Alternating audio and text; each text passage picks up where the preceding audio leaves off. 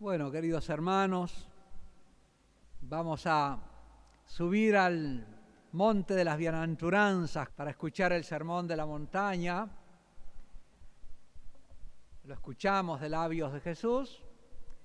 Continuamos escuchándolo en la enseñanza de las bienaventuranzas. Vamos a hacer un pequeño repaso de las partes que tiene el sermón de la montaña y del contenido del sermón de la montaña. En realidad, las bienaventuranzas son un prólogo del sermón de la montaña, pero nosotros dejamos el prólogo para después. Vamos a explicar el prólogo al final. Son un prólogo, ¿por qué? Porque el sermón de la montaña empieza... ¿Vieron que las bienaventuranzas uno las lee y no las entiende? Son una promesa de felicidad, por un lado. Y enseguida lo enganchan a uno, porque, bienaventurado, la felicidad. ¿Quién no quiere la felicidad? Ahí cantaba Palito Ortega la felicidad, ¿no es cierto? Todo el mundo quiere la felicidad. Y Jesús comienza prometiendo la felicidad. Es como el gancho que tiene Dios. Y es verdad que Dios viene. Si Dios nos creó para la felicidad, Él tiene el secreto de la felicidad y nos lo anuncia. Y lo anuncia de entrada. Pero al mismo tiempo, esa promesa de felicidad que es capaz de enganchar nuestra atención y captarnos inmediatamente, a ver qué es esto que nos quiere decir Jesús, inmediatamente vienen también como enigmas. Bienaventurados los pobres de corazón. Bienaventurados, felices los que lloran. ¿Cómo es esto? Felices los limpios de corazón. Felices los mansos. Felices los que obran la paz.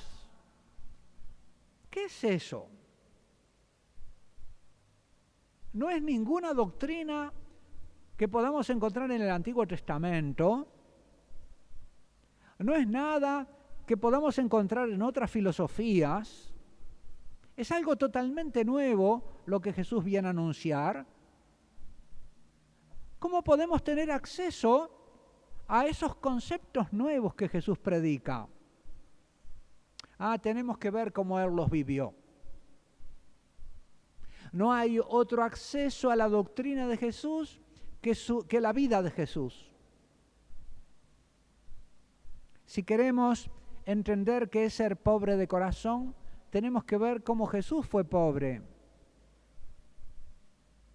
Si queremos ver qué quiere decir ser manso, Él nos dijo, aprended de mí que soy manso y humilde de corazón. Si queremos comprender qué significa bienaventurados los que lloran, tenemos que ir a ver cuándo lloró Jesús. ¿Cómo lloró? ¿Por qué lloró? ¿En qué momentos lloró? Porque ese es el llanto bienaventurado. No es cualquiera que llora el bienaventurado, sino el que llora como Jesús lloró. Y así, cada una de las bienaventuranzas es como una especie de retrato de Jesús, que se nos presenta como el bienaventurado, porque Él fue el bienaventurado. Él es el hombre bienaventurado, Él es el hombre feliz. El Hijo.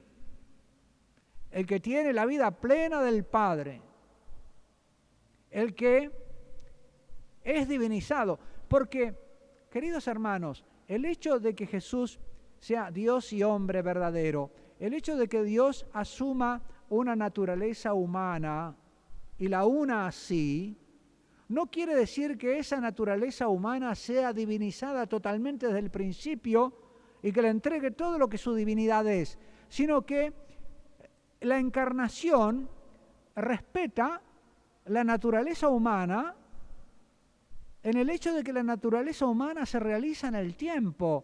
Jesús, dice San Lucas, crecía en edad, en sabiduría, aprendía. Jesús aprendió de su madre, su mamá le decía, el ángel decía esto de ti. En sabiduría, en edad y en gracia. delante de Dios y de los hombres. En gracia también crecía. La naturaleza humana de Jesús, que estaba unida a Dios, iba creciendo en gracia, es decir, que se iba también divinizando progresivamente. Qué misterio, ¿no? Qué hermoso esto. Y Jesús nos dice, y tú también, aunque por el bautismo fuiste hecho hijo de Dios, te vas a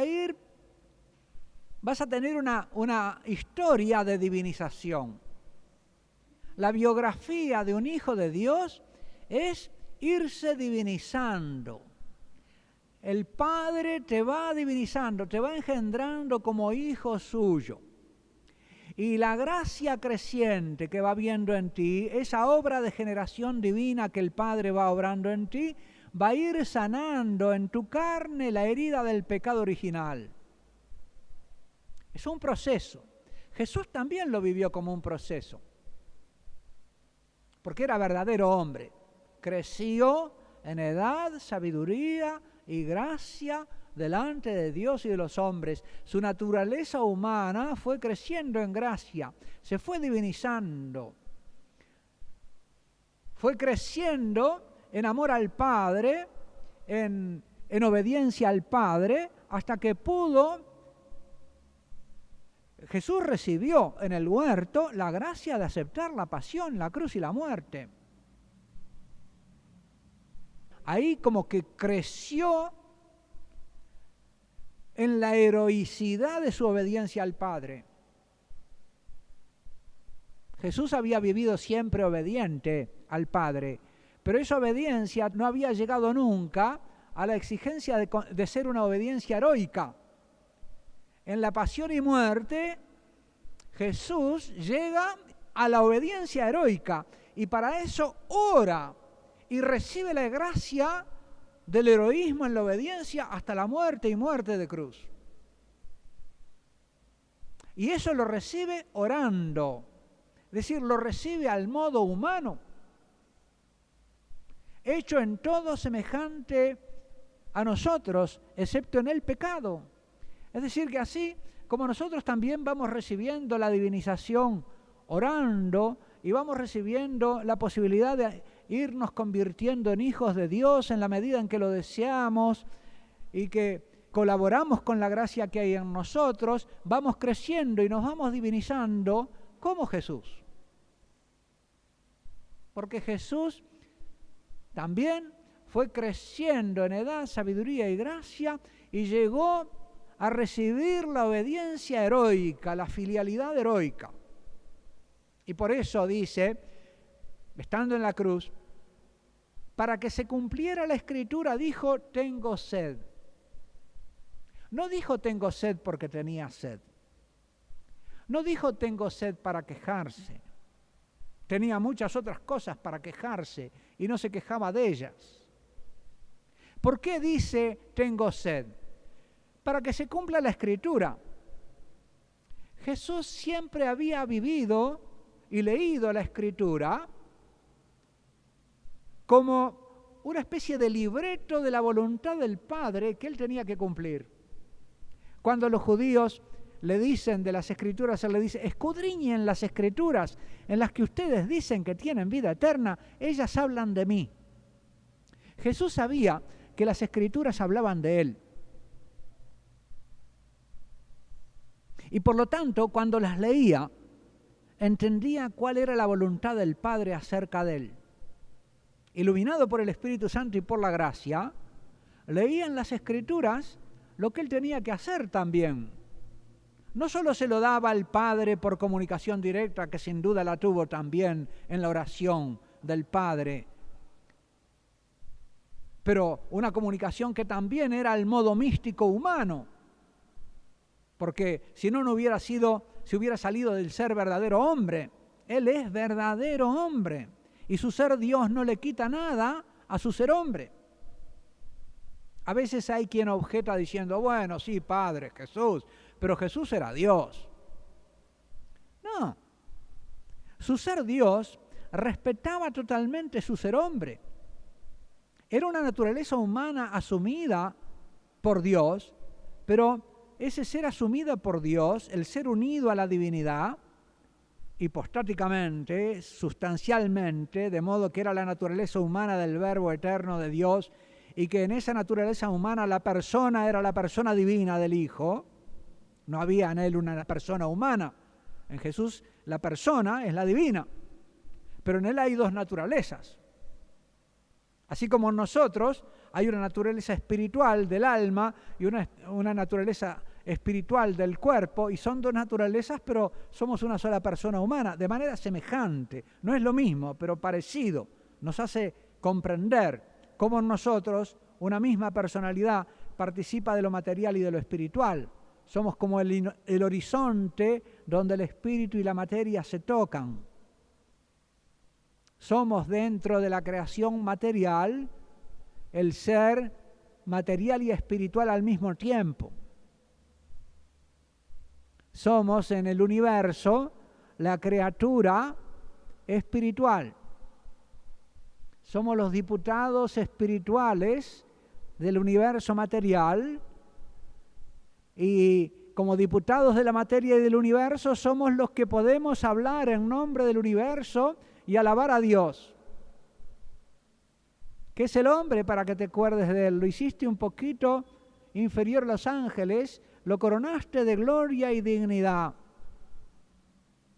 Ese ser humano que estaba destinado a tan alta gloria y a dar tanta gloria a Dios, diputado de la creación para alabarlo, conocerlo y amarlo, boca del universo que le canta la gloria a Dios, corazón del universo que lo ama, inteligencia del universo que lo conoce, ese ser que cayó por el pecado, como los ángeles habían caído, y se convirtió de alguna manera de ángel en, no digo en demonio, pero en animal. Esa naturaleza la asume el Verbo eterno de Dios para sanarla y restituirle su capacidad de llegar a ser hijo de Dios, de ser divinizado. Esto es lo que Jesús nos viene a enseñar, a vivir como hijos. Él es el Hijo. Y eso nos enseña el Sermón de la Montaña. Comienza con esta promesa de felicidad llena de intriga, en que capta la atención, como un buen exordio de todo discurso, tiene que captar la atención del oyente, prometiéndole felicidad, nos atrae, pero al mismo tiempo planteándonos lo enigmático de esta vía del Hijo. Felices los pobres, felices los que lloran, felices los... Esta intriga, esta paradoja que nos llena de curiosidad, nos atrae por los dos lados, por el bien que nos presenta y por el enigma que nos plantea.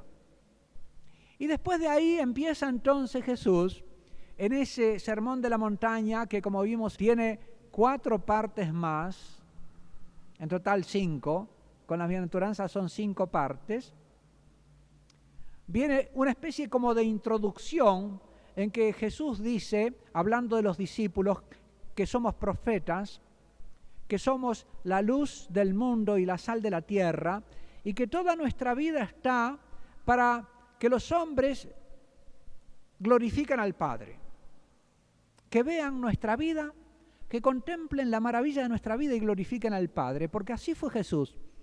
Toda su vida sobre la tierra fue para esto, para que pudiéramos glorificar al Padre. Y si nosotros somos sus discípulos también, estará la posibilidad de que nuestra vida sea un camino de gloria para el Padre. ¿Para qué estamos sobre la tierra? Para vivir para la gloria del Padre. Así vivió Jesús. Para eso vivió, para eso murió, para eso fue resucitado por el Padre, para eso se le entregó el reino. Para eso se le dio todo poder en los cielos y en la tierra, para que a su nombre se doblara toda rodilla, en los cielos, en la tierra y en los abismos. ¿Para qué? ¿Para gloria de Él? No, para gloria de Dios Padre. Ni la gloria que Jesús tiene en la vida eterna la quiere para Él. Es para el Padre. Claro, porque el Hijo eterno de Dios, en su divinidad, Dios recibido, está de cara al Padre recibiéndose eternamente sin principio ni fin. Es Dios que se recibe. Así como el Padre es Dios que se da, el Hijo es Dios que se recibe. Y el Espíritu Santo es la vida divina que se da y se recibe. Es la comunicación misma de la vida divina. Es el amor mismo que se da a sí mismo y que se recibe en amor. Por eso el Padre engendra al Hijo. Y por eso el Espíritu Santo es expirado por el Padre, recibido por el Hijo y expirado por el Hijo. Y es eso mismo que forma la vida interna de la Trinidad, lo que hacia afuera se derrama a través de la humanidad del Hijo de Dios, de esa humanidad que toma del seno de la Virgen María, y a través de esa humanidad se derrama el Espíritu. A través de esa humanidad de Jesús, de esa humanidad resucitada, se sigue derramando el Espíritu. Es esa humanidad resucitada que está presente en la Eucaristía, ese Jesús que está presente, es el que recibimos en la comunión. Y es el que nos va divinizando. Nos comemos su cuerpo glorioso, nos bebemos su sangre gloriosa, su cuerpo divino y su sangre divina, nos unimos a Él íntimamente por la comunión de amor y por una especie de misterio de transformación hasta material que no comprendemos, que es misteriosa y está más allá de la conciencia, pero que Dios obra realmente en nosotros y que podemos comprobar cuando hemos vivido un tiempo en este camino del Señor, mirando hacia atrás y viendo cómo el Señor nos ha ido dando una vida distinta. El Padre me ha ido engendrando. Miro mi historia y lo compruebo. ¿Qué podía haber sido yo si allá por mi juventud no hubiera escuchado esas inspiraciones divinas? Y hubiera hecho lo que hace la mayoría de los que yo veo todavía en mi tierra, en el Uruguay, ¿verdad? Si yo hubiera hecho esas otras opciones, estaría donde están ellos. Qué misterio que yo hice si seguí este camino. Y ahora mirando hacia atrás veo la obra de la generación del Padre. El Padre me ha engendrado como hijo suyo. Y me ha dado una inteligencia capaz de comprender estos misterios y alegrarme con ellos y celebrarlos. Y un corazón que dice amén. Y un corazón de hijo tan confiado que le puede decir, siendo viejo, no se rían, upa papá. Porque entiendo lo que tú nos has dicho, Jesús. Si no nos hacemos como niños, no entramos en el reino de los hijos. Es necesario que yo me aniñe delante de ti, oh Padre, para poder recibir la vida que tú me tienes reservada y para dejarme divinizar por ti. Es necesario que me haga niño también para creer que ese pan se convierte en tu cuerpo y ese vino en tu sangre. Esto lo creemos los niños, los racionalistas, los sabios. Dicen que eso es ridículo. Se niegan a creerlo, se quedan fuera del misterio y se mueren de hambre. Porque el alma de ellos tiene hambre y sed de Dios, pero ellos en su soberbia no se la dan. No le dan el alimento por el cual... Por eso, los que viven lejos de Dios, en realidad las almas de los que viven lejos de Dios, viven en el hambre y en la sed. Y por eso se entristecen las almas. Y esta es una sociedad triste, deprimida. Porque es una sociedad que no le da al alma lo que el alma hambrea. ¿Por qué estás triste, alma mía? ¿Y por qué me conturbas? Deberían detenerse a preguntarle por qué está triste el alma de los deprimidos. Está triste porque no le das a su Señor tu alma. Por eso se te entristece dentro. Después de esta introducción del Sermón de la Montaña, Jesús dice que Él no viene a abolir la ley, sino a llevarla a su cumplimiento. Que el cielo y la tierra pasarán, pero que su palabra no pasará. De la ley dice, en cambio, que durará mientras dure la tierra. De su palabra dice que durará hasta después que pase la tierra. Dice, os aseguro, mientras duren el cielo y la tierra, no dejará de estar vigente ni una iota de la ley. Pero después, más adelante del sermón, dice que mi palabra no pasará, el cielo y la tierra pasarán, pero mi palabra no. Quiere decir que la palabra de Jesús es más duradera que la ley. Que la ley estaba destinada a prepararnos para escuchar esta palabra. Recuerdan ustedes después que viene esa primera parte del Sermón de la Montaña donde Jesús describe el obrar del Hijo. Habéis oído que se dijo, no matarás. Yo te digo, no te irrites, no te enojes. Habéis oído que se dijo, no adulterarás. Yo te digo, no desees a la mujer en tu corazón. No pretendas ser mirada mal por el varón. Jesús nos enseña también que el adulterio y el divorcio ofrende al padre, que no se puede dar libelo de repudio, que los hijos no deben jurar, que los hijos no deben ser vengativos ni rencorosos, que los hijos deben amar a los enemigos como Jesús, y que si obran así serán perfectos como su Padre Celestial es perfecto. Es decir, que la medida de la perfección de los hijos es el modo de obrar del Padre.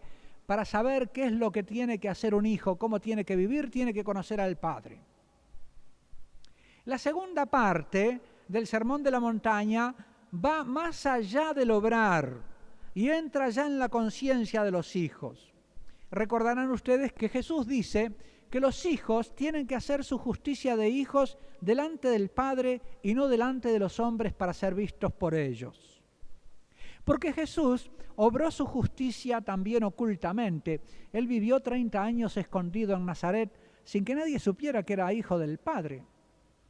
Él vivía de cara al Padre y con eso era feliz. Y hubiera pasado toda su vida así, sin necesitar más, si no hubiera tenido que salir enviado por el Padre a hacer una misión que el Padre le encomendaba, que era dar a conocer la vida oculta de hijos de Dios. Y Jesús nos dice en esta parte que no debemos hacer nuestra justicia de hijos delante de los hombres para ser vistos por ellos, sino que cuando hacemos misericordia, damos limosna o hacemos el bien a alguien, no tenemos que andar trompeteando para que digan, mirá qué bueno, sino que tenemos que escondernos, que solo lo sepa el Padre Celestial. Y el Padre Celestial, que ve en lo secreto, nos dará de sí. Dice, te recompensará, traducen, pero es una mala traducción. Lo que dice el Evangelio es que te va a dar de sí. Es un poquito más difícil entender lo que quiere decir este dar de sí que lo que quiere decir la recompensa. Todos sabemos lo que es la recompensa, ¿verdad? Hacemos algo bueno y nos dan una placa, un trofeo, una copa de oro, plata o bronce, pero no se trata de una recompensa distinta del que da la recompensa. Acá, la recompensa que Dios da es Dios mismo. El Padre te dará de sí. ¿Y qué te dará si tú obras tu misericordia en el secreto delante de Él? Te hará misericordioso. Te dará como hijo el reflejo de su misericordia de Padre. Te dará, además, la mirada para la necesidad del otro. Tendrás ojo para ver la necesidad del otro y lo que tú puedes hacer por el otro, y la medida de la prudencia en el dar. Porque uno se puede plantear, bueno, pero tengo que dar, pero ¿hasta cuándo? Estoy rodeado de necesidad. Tengo que dar, pero ¿qué cosas? Porque a veces me limito a pensar en mis posibilidades en dinero. Pero a veces no es solo dinero lo que tengo que dar. Es atención, es prestar el oído, es escuchar, es el buen consejo. ¿Qué es lo que tengo que dar? Si empiezo a obrar mi misericordia de cara al Padre y en el secreto, el Padre me empieza a enseñar, me empieza a hacer ver la necesidad, me empieza a enseñar qué es lo que yo puedo dar y hasta dónde puedo dar y lo que debo dar a cada uno. Me hace sabio en el dar, me hace sabio en la misericordia. Eso es lo que me da de sí. En cambio, si yo vivo haciendo el bien de cara a la gente y el aplauso de la gente, ¿qué me pasa? Que termino haciendo lo que la gente quiera que yo haga. La iglesia está siendo siempre como espiada por el mundo, que le aplaude cuando la iglesia hace el bien y le achifla cuando la iglesia parece que hace el mal que el mundo no quiere. Y de esa manera el mundo adquiere una especie de poder sobre los hombres de iglesia y sobre los cristianos y los hace bailar a la música de sus ideas mundanas. Por eso, el hacer en secreto el bien nos libra de la manipulación de los hombres. Si nosotros hacemos el bien para que los hombres nos vean, terminamos siendo dirigidos por los hombres y gobernados por su sabiduría humana. Si lo hacemos en el secreto, donde el Padre nos ve, entonces es el Padre el que nos enseña la misericordia, la medida de la prudencia y la generosidad. ¡Qué sabiduría tan grande, oh Señor! Y lo mismo acerca de la oración. Tenés que orar en secreto, no para que te vean. Orar en secreto. Y si orás en secreto, si te encerrás en tu tallercito o en tu despensa, el lugar donde Jesús dice no es la habitación, sino el lugar donde yo trabajo. Si hago una pausa en medio de mis ocupaciones donde nadie me ve, me encierro con llave y allí mismo en el kiosquito que yo atiendo, ¿verdad? Ahí, en el lugar de tu vida y de tu trabajo, ahí te podés encontrar con tu Padre en cualquier momento, porque Él siempre está allí. Y ahí podés orar. En medio de tus ocupaciones podés orar. En tu consultorio podés orar. Ahí ese es el lugar de encuentro con tu Padre. Si te encontrás allí con tu Padre, Él te va a dar de sí. ¿Y qué es lo que me puede dar de sí el Padre en la oración? Una de las cosas más preciosas, pienso, es el saberme hijo, la filialidad. Otra de las cosas es la experiencia de que Él me escucha y que me da lo que le pido. Esa experiencia, ¿verdad? Le pedí y me dio. Mi Padre, lo que Jesús decía, Padre, te doy gracias porque tú me escuchas, tú siempre me escuchas. Esta certeza de que el Padre siempre me escucha es una de las cosas que el Padre me da de sí cuando oro en lo secreto, cuando mi oración es un encuentro con Él, incluso un encuentro sin muchas palabras. Porque dice, el Padre sabe lo que necesitas, no tiene necesidad de que hables mucho. A veces hasta te tapa la boca para que no hables. Bueno, está bien, déjame hablar a mí ahora. Y te dice una palabra de la cual vivís años. Porque tus palabras nos dan vida. Te dice una palabra que te hace hijo. Nosotros necesitamos decir muchas palabras y no terminamos nunca de hacer nada con el hablar. El Padre dice una sola y crea el universo. Te dice una palabra a ti, te cambia el corazón. Porque sus palabras son eficaces, hacen lo que dicen. Y por fin viene el hacer ayuno en secreto, de cara al Padre, que nadie se entere. Tú perfumarte, que nadie se entere que estás haciendo ayuno. ¿Y qué es lo que te da de sí cuando haces el ayuno en secreto? Te da la libertad de hijo sobre la compulsión de tus pasiones, porque tus pasiones te esclavizan. El hombre carnal vive en el calabozo de sus pasiones o en la esclavitud de sus pasiones sin darse cuenta que esclavo es del imperio de sus pasiones. Vive la esclavitud de su lujuria, la esclavitud de su ira, la esclavitud de su codicia y de su ambición, la esclavitud de su vanidad que quiere ser vista. Son todas esclavitudes, imperios de sus apetitos que lo tienen dominado y le impiden vivir como hijo de Dios libre. Cuando tú ayunas en lo secreto, el Padre te hace libre de tu pasión. Te da la libertad sobre el apetito, te da la libertad sobre el imperio de la carne,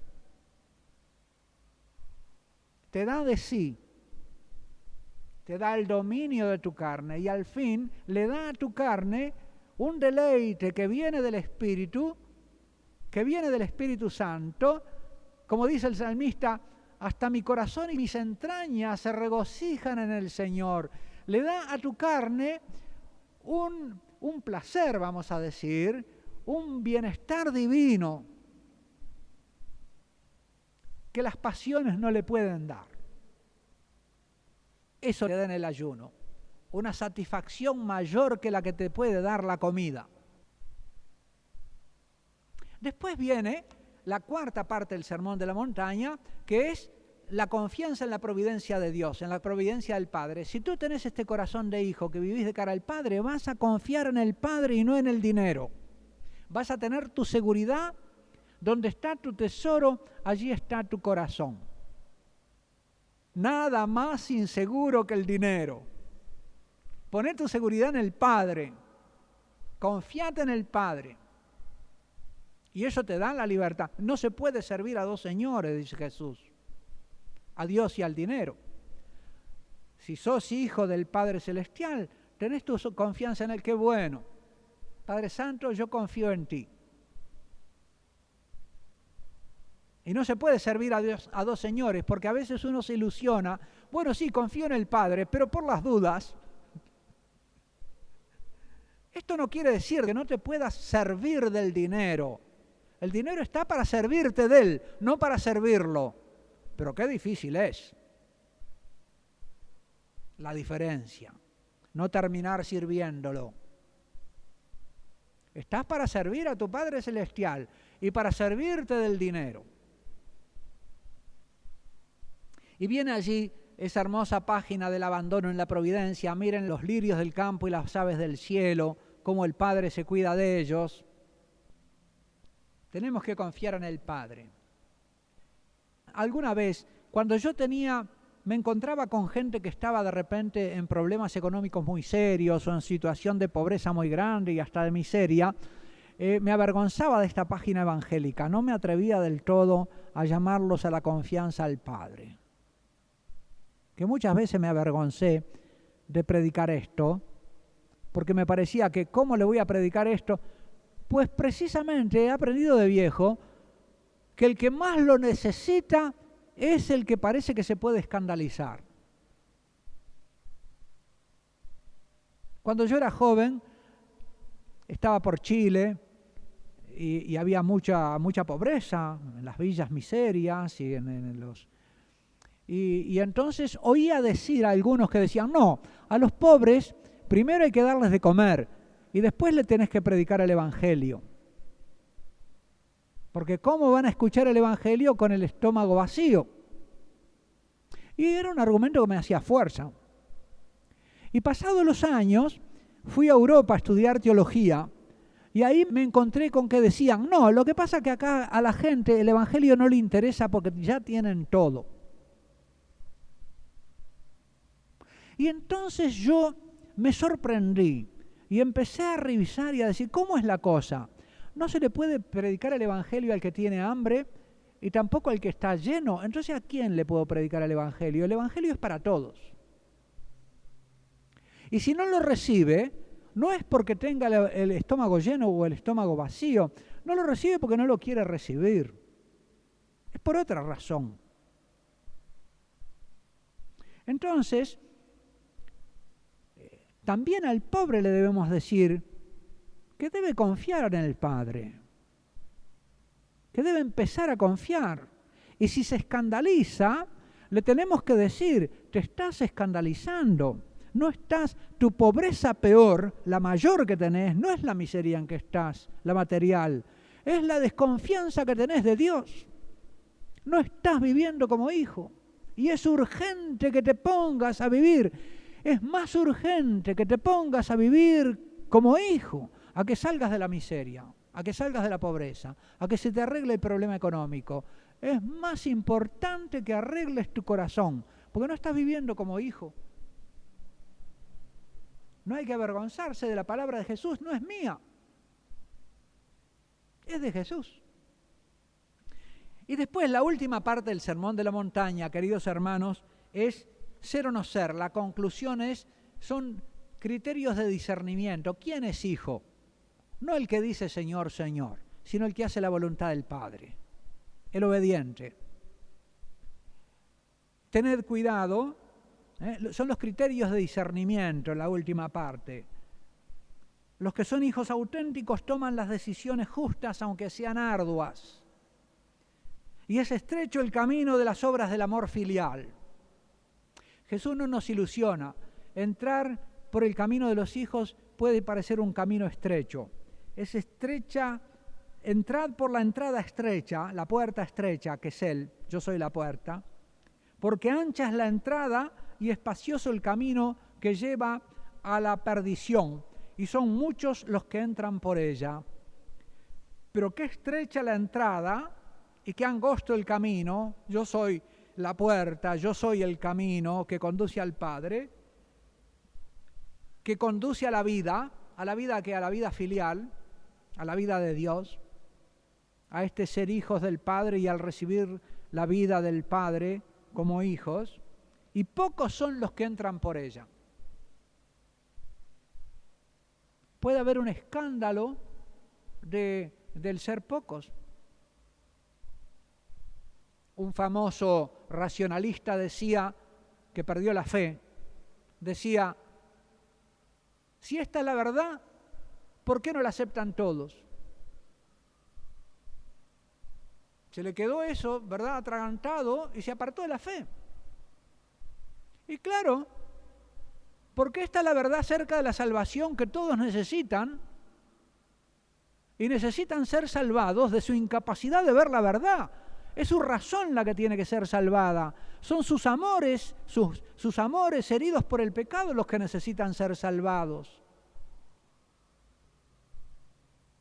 No es solo su ignorancia, sino su inteligencia herida la que necesita ser salvada. No la aceptan todos porque todos necesitan salvación. Y Jesús nos invita a guardarnos de los falsos profetas. Está lleno de falsos profetas. Es decir, ir solo a Él. Oh sí, Señor, queremos tomarte como nuestro único maestro. Y en estos días queremos que tú nos enseñes las divinas bienaventuranzas,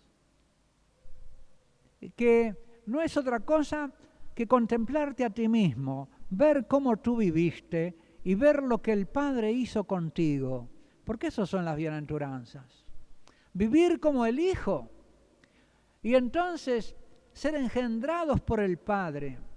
Esas son las bienaventuranzas. Si tú vivís como hijo, entonces el Padre te va a dar esta vida. Si sos pobre de espíritu, el Padre te entrega el reino de los hijos. Estás ya en el reino de los hijos. Y así, cada bienaventuranza la vamos a ir viendo, es lo que Dios hace contigo cuando tú vivís como Jesús. No es otra cosa.